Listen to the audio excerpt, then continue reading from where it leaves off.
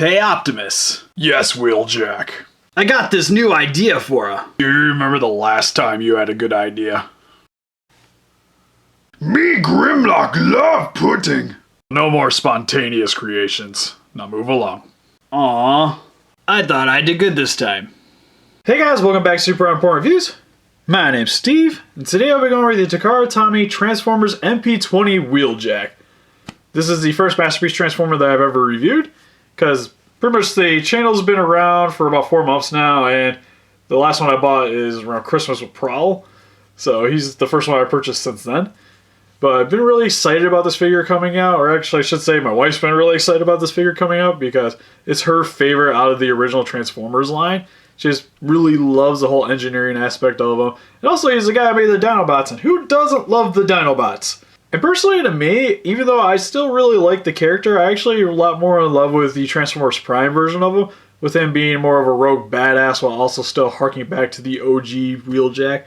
So, and I gotta give credit where credit is due, because if it wasn't for the original, I wouldn't have been able to get my Transformers Prime version. So, really excited to get this guy out of the packaging. So, for the box, really loved the display that they got here for the front of the packaging with him in his robot form and the alt mode, which is the Lancia Stratus Turbo.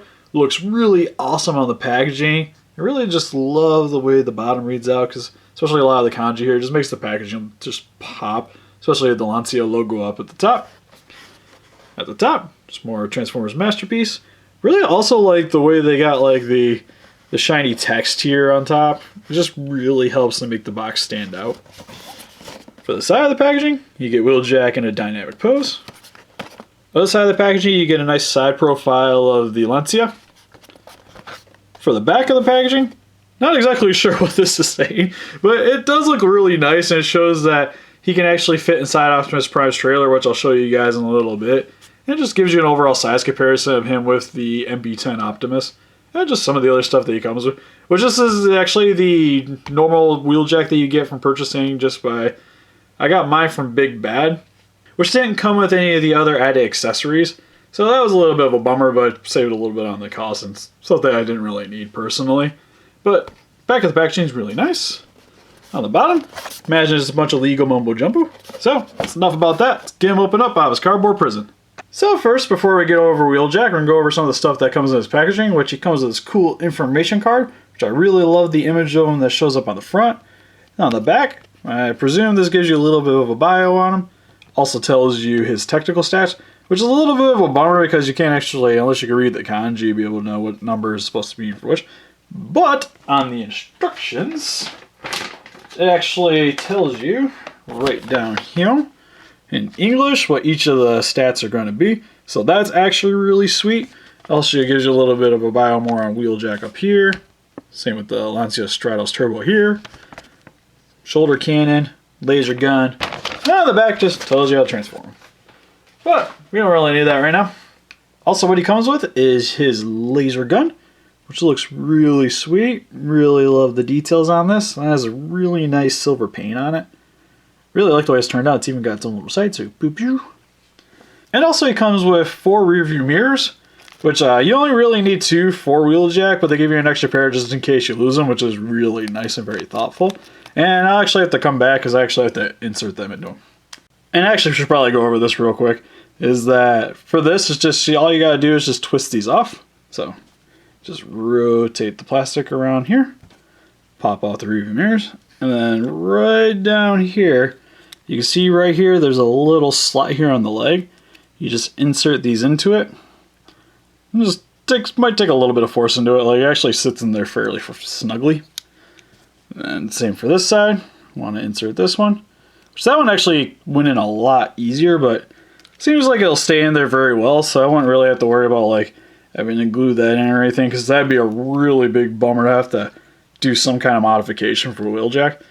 But getting into some of his details, he turned out awesome. Overall, really love the head sculpt on here.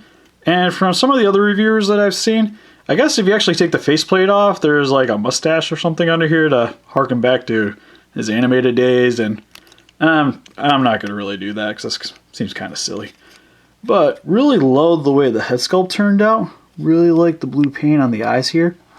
Might have been a little bit nicer because when he talked, the sides of his head would actually light up and would to go then sync with what he was saying. You know, maybe nice if there's maybe some like a little bit of clear plastic there or something, just to maybe show off a little bit of lights, just kind of like how they did with his wings back here, which look really good too. Just some way to help kind of harken back to his old G1 TV show days. But I think it still turned out very nice. Also, I really like the articulation out here because you can look up pretty far, which is pretty crazy. And also look left and right, all the way around. Looks really good. Also, really love the way the shoulder cannon turned out. It's made out of the same silver paint as the hand cannon. And also, I'll pop it off real quick just to show you guys a little better. Is that when you get it in the packaging, it's actually won't be attached the way it is. And what you gotta do is you just slide it into the cannon. But the one thing that I worry about is over time is that sliding that in and out, if you tend to want to play with this a lot, is that it might actually scuff the paint here a bit. As you can see, it isn't really showing up on mine yet. But it's just something I'd be a little bit concerned about, so try not to mess around with it too much. But it does look really nice, and also is a little bit articulated, as you can see here, because you can have it kind of aiming upward, and then also have it flat down. And then, also, he does have two spots on here too. Is that, preferably, I have it on this side here, but you can also have it on the shoulder if you really wanted to. I'm just gonna put that right back in. And then, you might notice, if you guys have watched the G1 show, or even from the pictures on the instruction booklet, is that his chest actually is a little bit of a different color as it is in the G1 show. And it kind of helps to replicate the actual, the way it would be painted on the car. And kind of more of the G1 toy vibe, especially down here with the legs.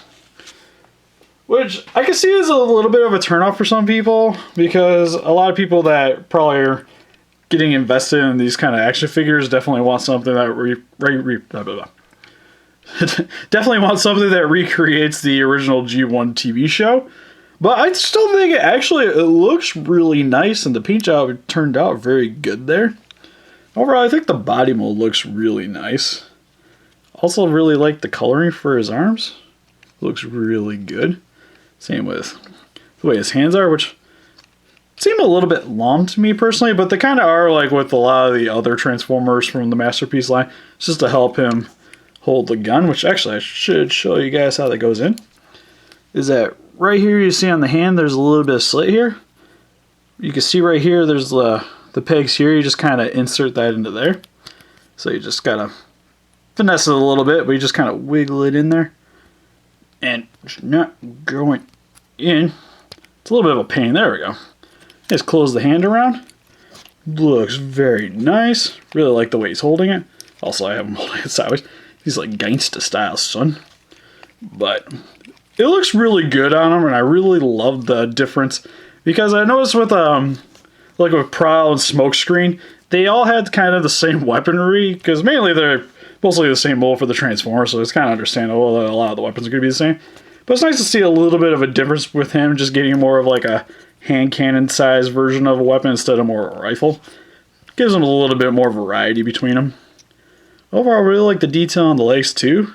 Paint job came out really nice on these. And really like the Lancia and the Alitalia. If I'm not butchering that. And even on the back of this too, like it looks really nice, and overall gives a nice, very enclosed look for him, which you don't really tend to see a lot too much, except for with the Masterpiece figures, because especially expecting with the higher price tag, you want a very nice quality figure. And overall, he really does help show that, especially with the overall paint job. Like, I really love the way the numbering comes across on the back here too. Just looks really good, and just gives, even from like multiple angles, he looks really nice. So he gives you a lot of display value for this. So overall in robot form, I think he turned out really nice. And just to go over the articulation real quick for you guys, is I already went over the head. For the arms, they can go all the way around. Shoulders can move in and out. It's a rotation here at the bicep. Bend at the elbow. Hands can rotate all the way around. Also, the hand can move in and out. Really nice. Also, has a little bit of play to it, but a lot of the other plastic gets in the way, so it's not too much there. At the waist, there's a rotation, which is really good. At the legs, they're on little peg joints so they can move in and out, forward and back. Nice bend at the knee. Also has a rotation right up here, as you can see. Go all the way around. And his feet also have a nice bend to it. Also can pivot a little bit if you want to dislocate the transformation. But overall, his articulation is very nice. Really love the way the mold turned out, even though it's not fully accurate to the G1 TV show. It still really harkens back to the actual G1 toy for me, which is something that, as personally for me, I more resonate with the toys than I actually did with the original G1 show. That's a little bit more of my wife's thing than mine, even though I still actually really love the show, because went back and watched it, especially with me being into giant monster movies, or I guess what you call kaiju movies, and a lot of the cartoons that come from those eras. I really enjoy, I guess what they call, some people call campiness, but I call it charm. And I still think, even though this figure doesn't look exactly like he did in that show, he's a very nice middle ground between that TV show and the action figures that I've come to know and love. So for some quick comparison, here's MP Wheeljack compared next to my Hasbro MP Optimus Prime and the Takara Tomy MP Prowl. And here he is compared next to his Transformers Prime and Generations counterpart. And probably the best reason to pick up the MP Wheeljack is if you already own the Masterpiece Grimlock, which is the original Toys R Us exclusive version and not the current reissue. And here he is compared next to his G1 counterpart, which has seen better days. And here he is compared next to the SH Monster Arts Godzilla 2000 Millennium, because he wasn't in the case. And here he is in his Lancia Stratos Turbo form, which I gotta say looks amazing. I overall really love the design on this car with the racing stripes here. Look really good and very reminiscent of the G1 toy.